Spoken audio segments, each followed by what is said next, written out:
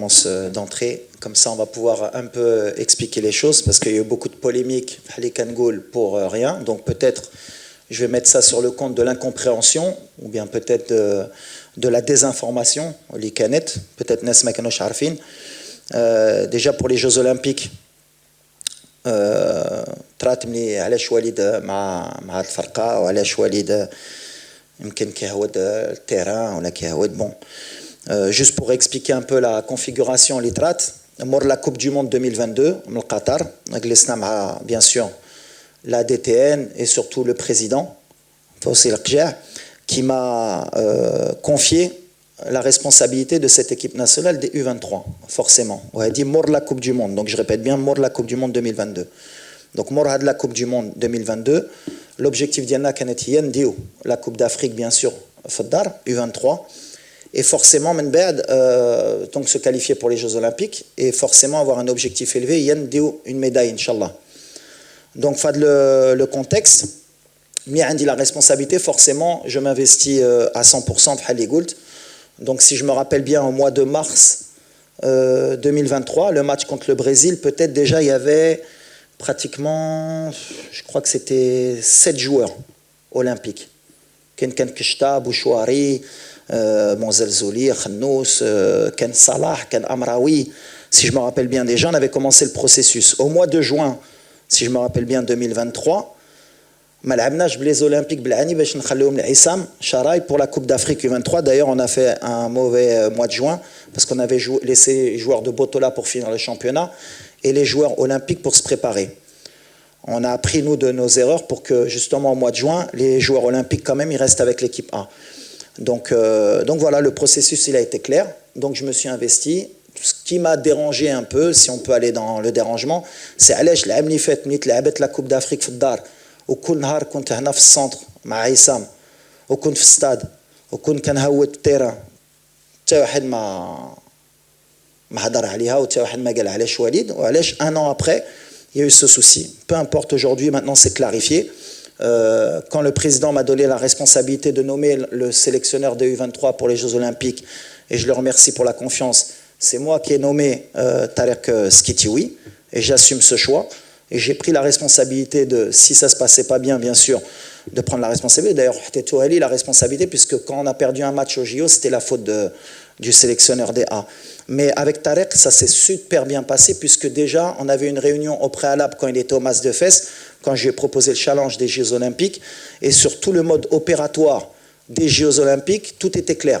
C'est-à-dire qu'il savait très bien que les joueurs, il les aurait pratiquement 15 jours avant les Jeux Olympiques. Ils savaient que les joueurs étaient avec moi, qui travaillaient avec moi et qu'ils allaient les récupérer. On a travaillé ensemble dans le processus pour que les clubs acceptent de libérer les joueurs puisque ce n'était pas une date FIFA. Donc pendant tout le mois de vacances que j'aurais dû avoir, c'est moi qui me suis déplacé pour convaincre et Monaco et le Betis de Séville et le Havre et X et Y. Bon, c'est vrai que j'ai échoué sur Shadi Riyad et sur Saïbari du PSV puisque les clubs n'ont rien voulu entendre malgré que jusqu'à la dernière minute on s'est bien battu. Le fait que Azouzi vienne le 20 avec Bologne, avec bien sûr Marco Di Vaio, avec qui j'ai eu un très bon contact, on a trouvé l'accord alors qu'au début il ne devait pas le libérer.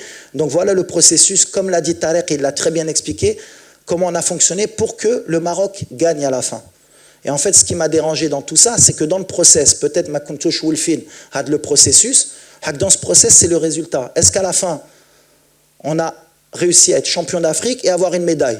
Peu importe le processus, je peux comprendre que pour certains, ils ne sont pas habitués, mais le résultat, il est que, je crois, en 8 participations aux Jeux Olympiques, et depuis 72, le Maroc n'avait jamais passé les poules, du tout. Et qu'aujourd'hui, on est la première équipe, historiquement, à être médaillée, et félicitations à Tarek, parce qu'il a fait un travail extraordinaire.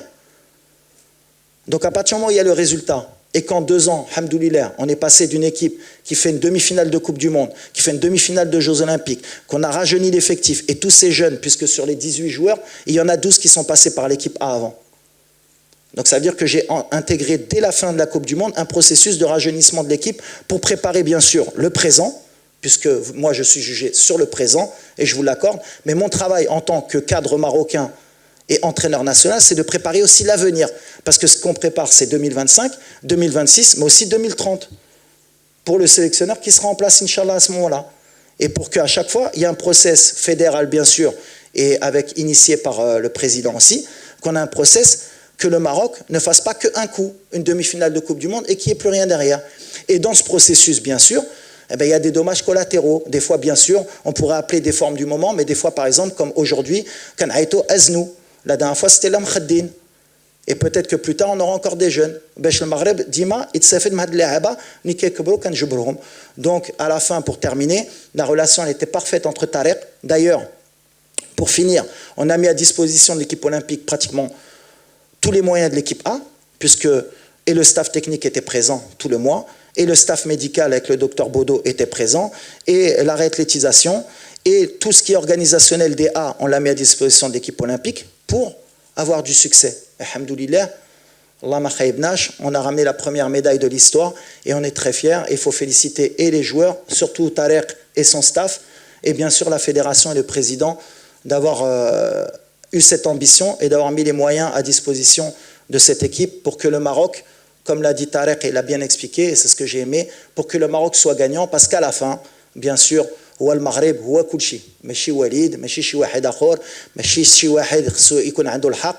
On a été beaucoup critiqué pourquoi l'équipe n'a pas pu se préparer plus tôt avec Tarek. Déjà, il faut expliquer, comme ça on va finir, parce qu'il faut bien prendre le temps, ce n'était pas une date FIFA. Donc, en tant que journaliste, déjà, il faut connaître un peu ce qu'est une date FIFA. Quand il n'y a pas une date FIFA, les clubs ne sont pas dans l'obligation de lâcher les joueurs.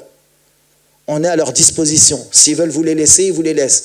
Par exemple, pour Azouzi, ils nous l'ont laissé 4 jours avant, et c'était le deal. Donc, en tant que journaliste ou en tant que presse spécialisée, il faut expliquer ça aux gens. Et Tarek, c'est pour ça qu'il a fait un travail fantastique avec le staff, c'est qu'on a fait le maximum pour que les joueurs en aient la meilleure équipe possible. Et en 10 jours, on a travaillé tous ensemble pour que cette équipe, elle réussisse à ramener une médaille. Alhamdoulilah, on est médaille de bronze. C'est la première médaille en sport collectif de l'histoire du sport marocain aux Jeux Olympiques. Donc je pense que, voilà, alhamdoulilah, je pense que le volet, il est fermé. On a très bien expliqué. Et maintenant, on va se concentrer sur ce qui nous importe, Inch'Allah, c'est être prêt pour la CAN 2025 au Maroc. قبل المغادرة، لا تنسوا الاشتراك في قناة العمق المغربي وتفعيل الجرس ليصلكم كل جديد، ولا تنسوا مشاركة الفيديو والضغط على زر الإعجاب.